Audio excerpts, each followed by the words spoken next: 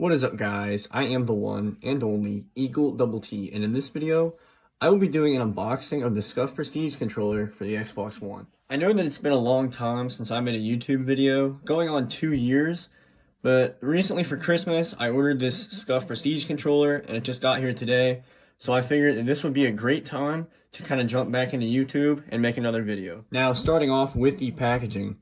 It's pretty nice. It has this sleeve that covers the actual box, so let's go ahead and take a look at this. On the front, we have a nice picture of the controller itself. On the bottom, we have what's inside the box and the features of the controller. And then on the back, we have the features labeled, and it has a lot of them. That's one reason that Scufs are better than pretty much all the other controllers, is that it just boasts so many features like the paddles and the trigger locks. And this controller has things that my other Scuf did not, such as anti-friction rings, so that way the joysticks will not wear down as fast and should provide less resistance.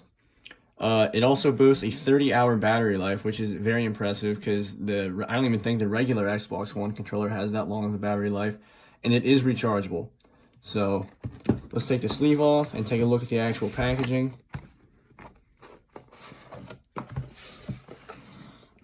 So the actual box itself is pretty nice. It's pretty much what you get with a lot of high-end items like Beats and Bose headphones, that type of thing. Very nice unboxing experience. Once you take the cover to the box off, you're greeted with a nice shot of the controller. Now, this controller came with the face cover off. I think they did this to not only give you a good view of the faceplate, but to also look at the internals of the controller. I busted plenty of Xbox One controllers open, the regular ones from Microsoft, and the internals are quite different looking than this. But anyway, here's a good view of the faceplate. When I customized this controller, I went with the Hex Blue camo for it. It looks pretty good. There's a shot of the back, which has built-in magnets to it, I assume to help hold the controller down to the faceplate.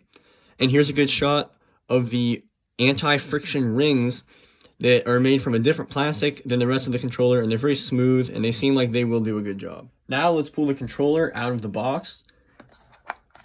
It's pretty wedged in there, but once you get it out, already this controller feels so much better than the Microsoft controllers, and also even the Scuf Infinity, which is the Scuf that I had before this, just feels so nice.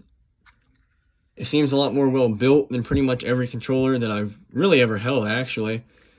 Here's a good shot of the back, the paddles, the adjustable trigger locks, and this grip is seriously amazing. It's really rubbery and grippy, and it just seems fantastic.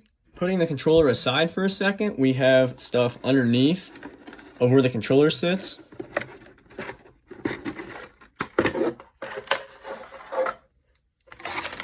We have a bag with the charging cable, which is very nice. It is a 10-foot micro USB braided cable. It definitely seems like it's high quality. So you'll have plenty of range if this thing ever needs charged, and you'll be able to play from pretty much anywhere in the room. Still inside the bag, we have the magnet and the other tool. Now, you use these to map the buttons and also adjust how far the triggers go. Now, one thing that comes with this controller that did not come with my other Scuf a couple years ago is 2 additional thumbsticks. I didn't even know that these were going to come with the controller because I did not order these with the controller, but here they are. We have a concave one, a Scuf concave joystick, and a Scuf convex joystick, a dome joystick. The joysticks are pretty easy to swap in and out, so I will definitely be swapping these and trying them out. And also in the bag is the manual, which tells you basic information, such as how to map buttons and adjust the controllers. Now, to finish putting the controller together, all you have to do is take the magnetized faceplate and just slot it right on there. The magnets keep it together. There's no screws or anything that holds it together. It's just the magnets, and it seems pretty secure on there. Now, first impressions of the controller are very good. It feels a lot nicer than the regular Xbox One controllers and my old Scuf. The shape is just great. It's pretty similar to an Xbox One controller, but the way the controller feels is very different. You have the kind of almost matte rubberized texture of the faceplate and the very, very grippy back grips. My fingers just slot right with the paddles, and it just feels really, really nice. Everything about this controller just feels super high quality. The joysticks, very smooth. D-pad buttons, pretty much all standard. Very, very nice.